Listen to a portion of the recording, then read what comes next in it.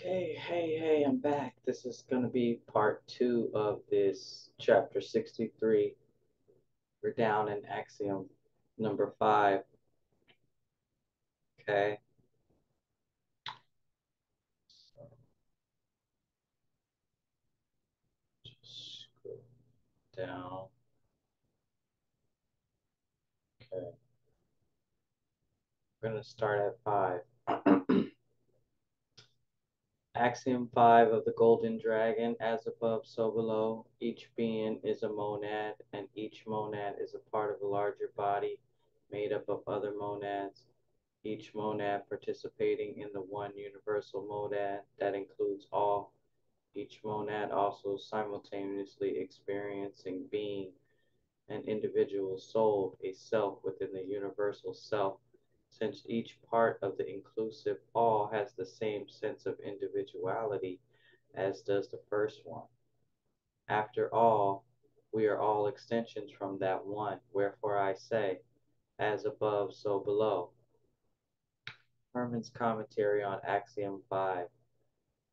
Each point is an individual monad created in the image and the likeness of the original monad that expresses itself by unfolding to reveal itself as a triune oneness, birthing every sacred geometry, as above, so below. The most inclusive sacred geometry is the sphere or circle that includes within itself everything else, including every point of every unfolding geometry. Wherefore the circle represents the universal all that includes every point in the one thing that is universal YHWH. Each monad is undivided spark. Each monad is an undivided spark of the one flame. Each monad is also a drop of the infinite ocean of ultimate love. Thus, each monad is a circle within the ultimate circle, expressing itself as the alternating pulsation of the dance of the sphere and the cube. The point that emerges from the center of the circle and vibrates to the circumference, there to reverse the dominant polarity and return to the center perpetually in cyclic spirals, producing the life force we call chi, which is the power of the stars crowned by Ya. The universal heartbeat is the power of a star that burns in space and is the power that empowers you, always in the image and likeness of the holy creative trinity, the triune oneness. The alternating cycle expressed as cold space giving birth to hot stars that in turn will become cold space in order again to birth hot stars can be called the spiral dance of him and her. That is us. It is an alternating spiral stream, a current of vibration, a double helix spiral dance of Shemesh in Shemaiah that expresses itself as the life force vibration or chi. That is the life force that spirals upward into spiritual gold, highly evolved life in its return to Godhead, then returns to help out in the cause of universal love. Some seeds have fruited and have been harvested into the heavenly realms of highly evolved life, but there will be new seeds, new souls, new monads, only beginning the process of sprouting and growing and fruiting. New seeds sprout in fertile soil with manure and compost. The violence of the jungle law of the soil is raised qualitatively to spiritual gold by the process of spiritual evolution. Goodness, expanding love, and eternal life expressed in ever expanding bliss and existence and consciousness does not ultimately lose. Thus, another name for highest goodness is ultimate victory, the victory that is perpetually birthed by the nod of wisdom to love. Imagine what ultimate victory would sound like. We call that sound the song of love victorious. Imagine what ultimate goodness would taste like. We call this taste heavenly honey and golden nectar. Imagine what ultimate goodness would feel like It feels like the best feeling, which we call the bliss of unlimited love. The one is universal, YHWH, the universal monad, within which is every monad. None includes the all. None excludes the all. This is why it is called universal. No other monad is outside of it. It is thus the ultimate unity. Unlimited love is the ultimate quality of the unlimited unity. It is the bond that holds all of the parts of the ultimate unity together. Unlimited wisdom acknowledged the supremacy of the ultimate quality, and that led to the manifestation of the perpetual expansion of ultimate unity in eternal life and eventual universal salvation By the term perpetual expansion, I refer to the overall perpetual expansion. Sorry. Yes, I refer to the overall perpetual trend of creative expansion that includes the periods of contraction. The period of contraction aids the cause of the overall trend, aid the cause of that overall trend. This perpetual expansion is the dance of unity in expanding numbers, which is also called the dance of unity in plurality. This brings us to 2, the seeming duality that enables unity to expand. 2 is the point, 1 extended as a line. Each end of a line is considered to be a point. Thus, the first point has extended to become 2 points. The 2 points are for the purpose of creation via sexual polarities. The 2 points are he and she, the two that dance creation. The dance itself is one. The line wears Yah as a crown to form a self-replicating creative trinity. The trinity symbolized by 3 points. Though Yah is not visible to the physical eye, is a triune oneness. You are created in the image and likeness of that. The geometry of 3 is that of the creative triangle. When 3 has a child and offspring, we have 4, geometrically symbolized as the square, which in dimensional space is the face of the cube. The form of the human being is symbolized geometrically by the pentagram, the 5-pointed star that consists of one central crown point, 2 arms, and 2 legs. All 5 points emanate as rays from the central heart, extending from the inner center towards the outer circumference of the all. A ripe human being will expand into 6, which is the first full self-replicating of the Holy Creative Trinity, making a hexagram, a 6-pointed star made of 2 triangles. The divine hexagram continues to unfold itself, expressing the Trinitarian principle in expanding beautiful forms. Next, expressing 7, symbolized by the triangle plus the square. Triangle 3 points plus the square 4 points equals 7 points. 8 represents the start of a new cycle, a new cosmic octave, being the first full replication of the square. A square, 4 points plus a square, 4 points equals 8 points. Because the square symbolizes a building block, 8 symbolizes the successful masonry involved in the construction of the all-universal Yahweh block by block. From 8 comes 9, the second expression of the human in the form of the pentagram. The human pentagram, 5, now stands on the square 4 of manifestation as a Christed human being. 9 is thus a number that symbolizes the Christ, the pentagram standing on the strong foundation that is universal love.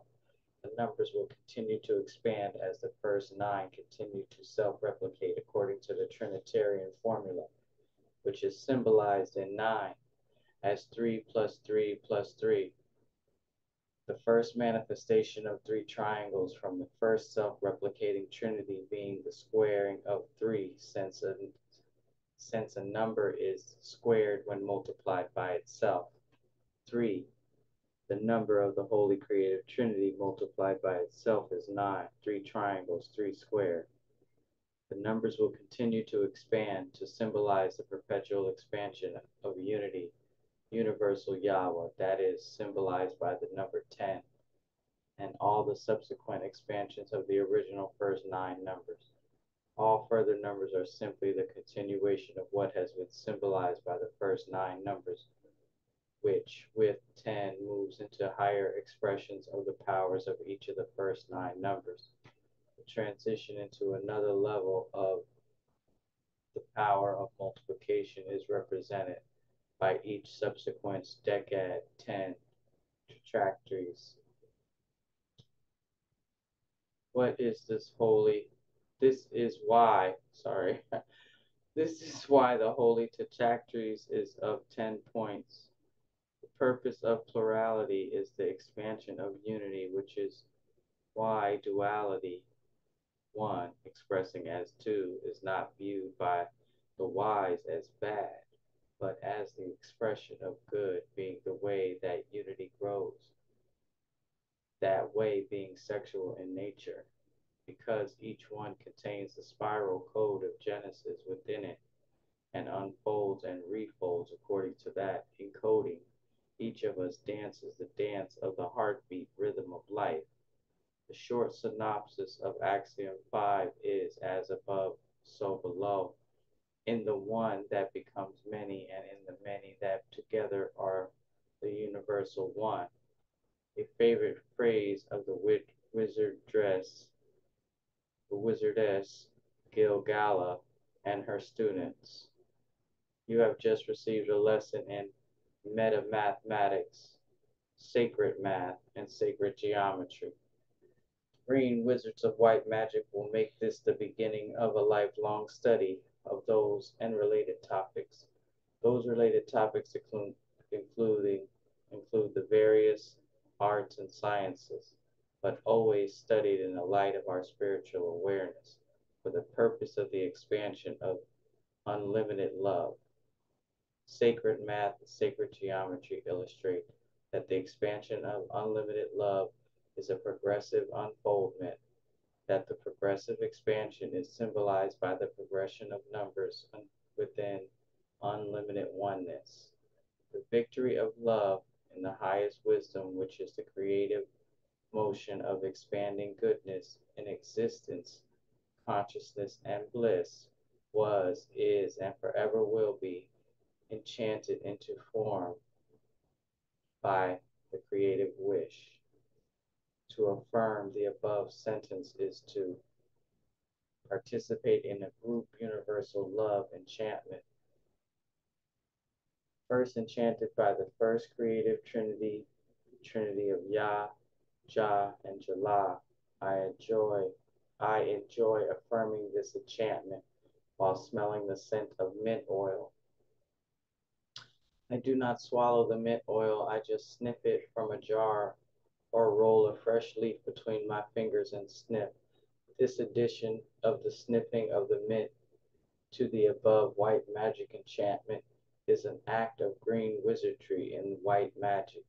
I find the scent of mint enhances good wishes. The use of herbs and other natural substances in support of white magic is taught in classes within Green Wizards of White Magic. Axiom 6 of the Golden Dragon. The emerald tablets that I name the green stone of love and place within the golden heart on this clay tablet together with the heart symbolizes a model of green wizards of white magic, spirit dancing with nature and love. If you wish to be transmuted into spiritual gold, become the green stone of love by giving your nod to love, living our creed Love in all ways, always in love. Hermon's commentary on Axiom 6. Both the motto and the creed given in Axiom 6 can be adapted for use as white magic enchantments. The motto can be adapted for personal use by affirming, I am a spirit dancing with nature and love. The green stone is the heart center and symbolizes and green symbolizes the life made possible by love. Once the wizard is raised to spiritual gold by being loved, which is ultimate being. Let not fool's gold be mistaken for the golden heart of the green emerald. Green also symbolizes the natural substances of Mother Nature's uses used in acts of green wizardry, and thus also is used to symbolize nature in a general sense, especially the life principle within nature. As a motto, Spirit Dancing with Nature and Love is a brief statement of what our order intends to demonstrate on this planet. The creed given in the last sentence of Axiom 6, love in all ways, always in love, is an axiomatic precept that, affirmed earnestly and enchanted periodically, is a metaphysical elixir of white magic. It warrants being called a creed because in those few words the essence of our entire religion is given. Sure, we can and do create longer, more detailed creeds, but all those extra words serve only to provide the details related to that essence. This creed can be used in various ways, including as a universal love enchantment. Like Wizardress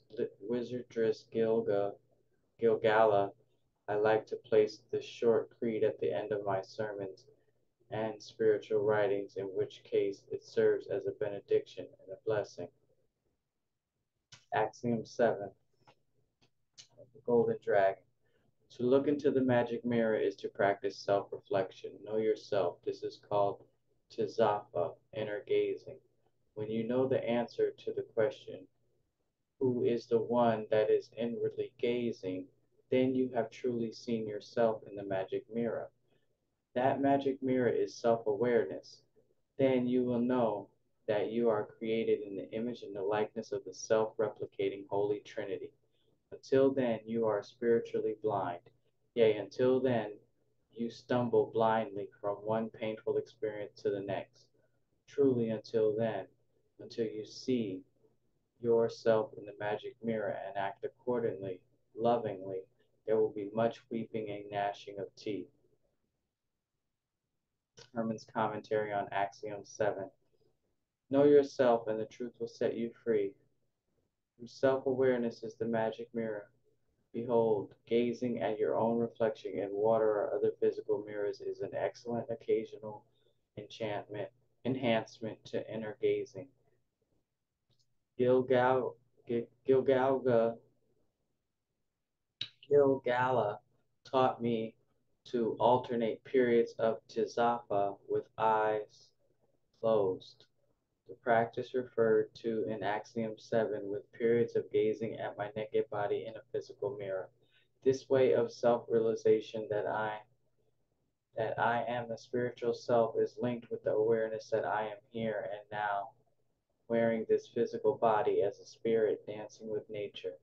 Indeed, we are each a spiritual soul dancing with nature in a particular body at this exact moment on this exact planet for precise reasons that can be realized in self-awareness.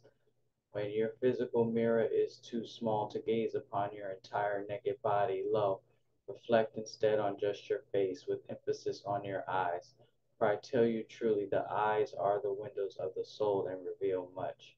Even so, most often, Tizapha is performed with eyes closed as meditative contemplation, inner reflection, the only mirror being the magic mirror of self-awareness.